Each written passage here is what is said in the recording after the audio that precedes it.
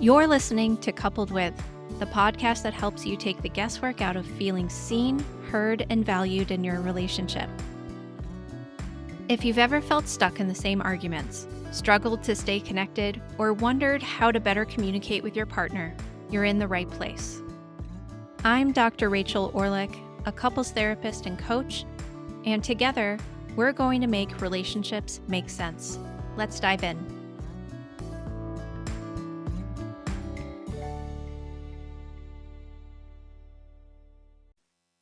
He didn't yell. He didn't curse. He barely even raised his voice. But I looked at him and my chest tightened. My stomach flipped. And it suddenly felt like I couldn't breathe. And the worst part was, I knew it didn't make sense in that moment. He wasn't my mom. He wasn't slamming the door or hanging up the phone on me.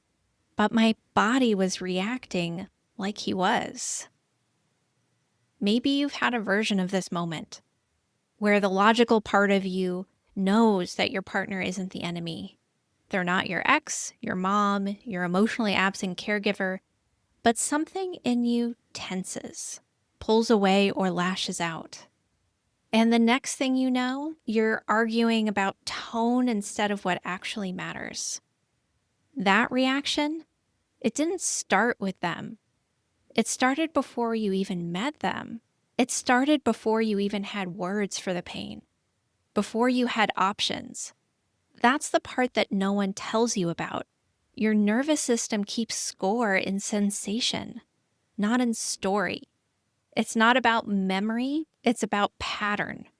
And until you name the old map, you'll keep following it, even if the destination ends up being miles from where you actually want to go. And here's the kicker.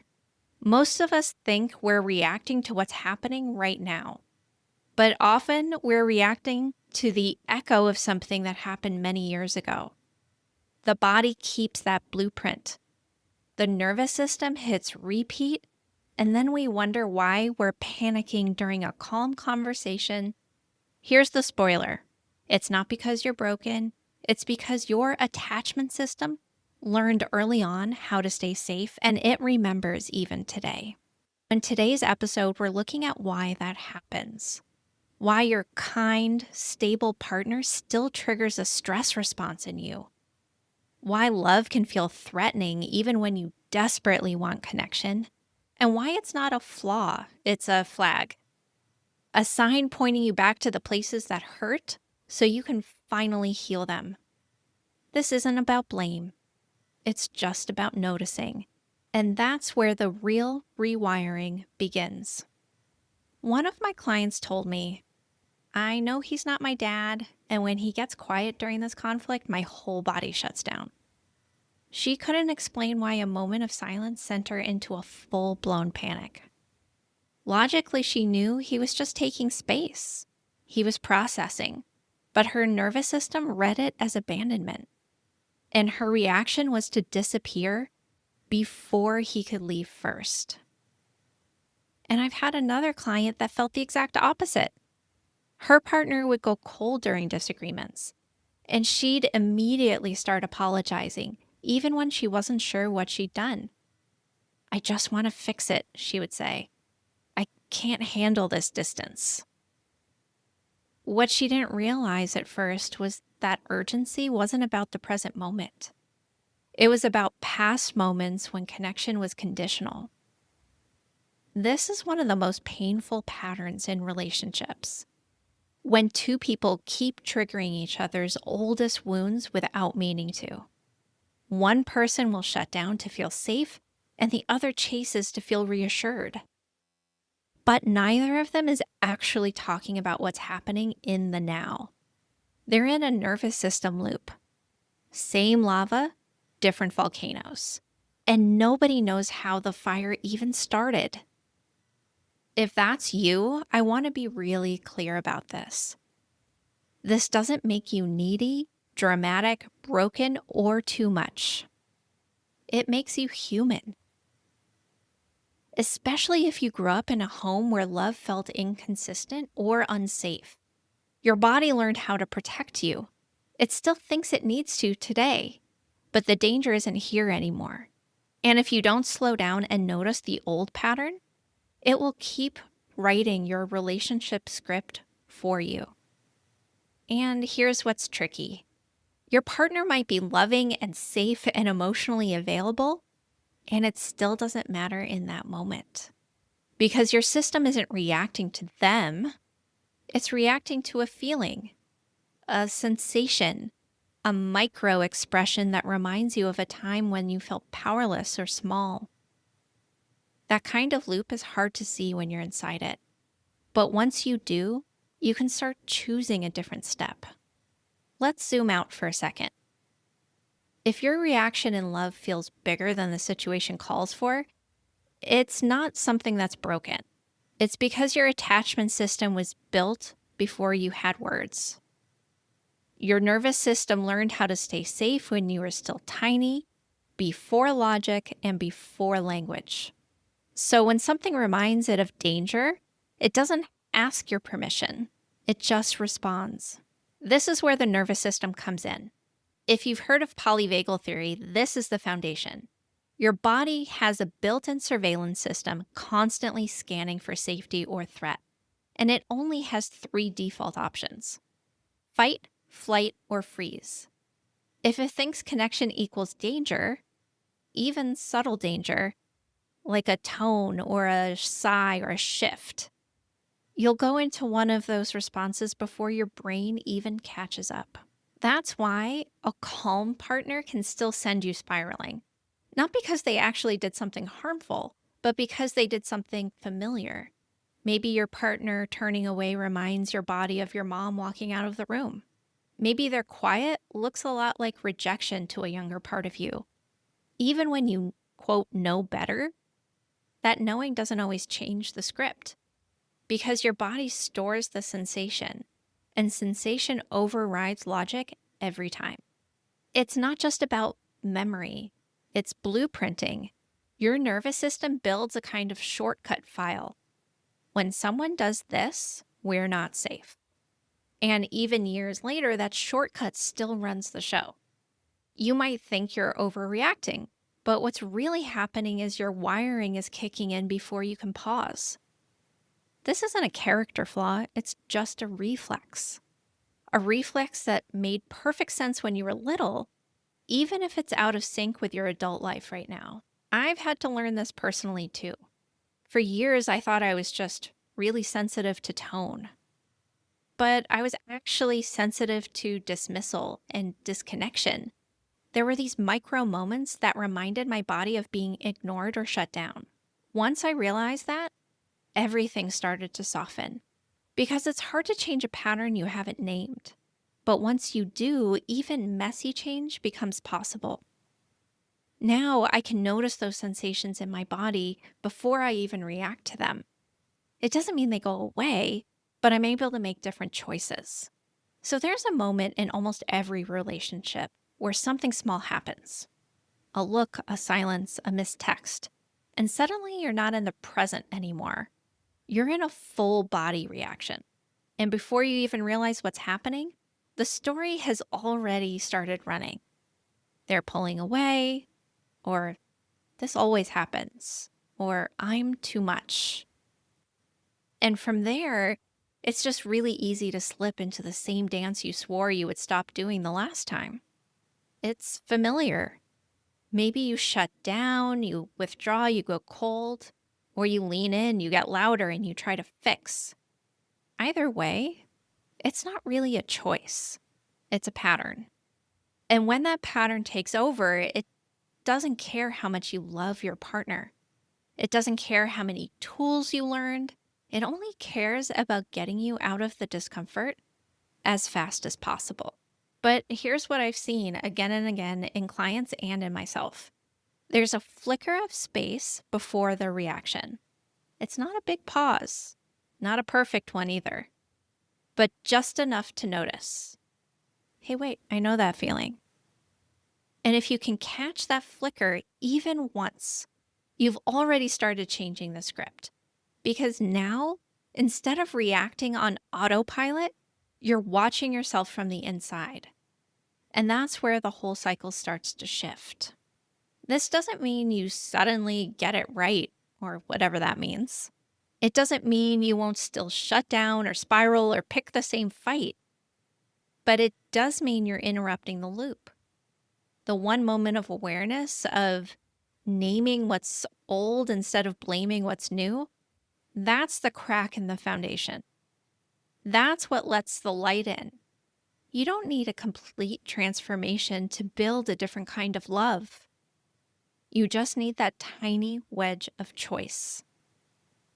And yeah, at first it might feel fake or forced, like you're pretending to be calm when you're not. And you kind of are. But that's okay because you're not really pretending, you're practicing. There's a big difference.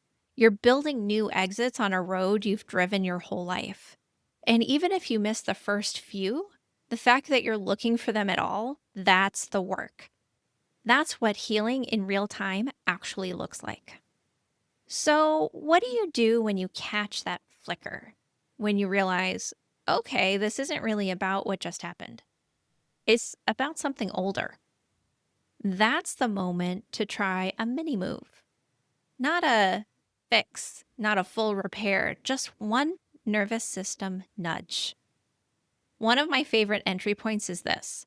Instead of asking, why am I reacting like this? Try asking, what is this reminding me of? That tiny shift can really change the whole tone. Because when you ask what it's reminding you of, you're widening the lens. You're moving out of blame and into curiosity. And suddenly, your partner's silence isn't just them being a jerk. It's echoing that time your dad went radio silent for a week, or when your mom said, I'm fine, and slammed the cabinet. The emotional charge gets a name. And the named pain is easier to hold than the unnamed panic. Here's a quick practice you can use in the moment. I call it pause, track, name. First, pause. Just enough to notice you're activated. Second, track what's happening in your body. Are you tense, fidgety, holding your breath? Third, name the echo. This feels like that time I got shut out at dinner. Or this reminds me of the silence before my parents were fighting. Naming brings choice. It really orients your internal GPS. Is that easy in the heat of the moment? Absolutely not. Your body will scream that the threat is now and the only safety is reacting really fast. But just one breath, one label, one bit of context can slow the spiral. Even if you still argue, even if you still cry, you're not aiming for perfection. You're practicing interrupting the pattern before it fully takes the wheel again. You can even share it out loud if it feels safe. I think this is stirring up something older for me. I don't think it's just about tonight. It's not an apology. That's a repair attempt. And really, it's vulnerable as hell. But it also invites your partner out of defense mode and into co-regulation. And if that's too much to say yet, that's okay. Start by just noticing. That alone is super powerful. If you've been stuck in that same emotional loop, feeling like you're too much, reacting too fast, pulling away before you even mean to, I want you to hear this. You're not failing. You're running a pattern that was built to protect you. And the fact that you're starting to notice it, that's not a small thing. That's a nervous system milestone. It's awareness. And awareness is the doorway to change, even if the door feels heavy. Real healing doesn't usually feel like fireworks. It feels like choosing a breath instead of a blow up. Saying, I need a minute, instead of disappearing. Naming the ache before it becomes armor. And the fact that you're even listening to this right now, that tells me something. You're in it.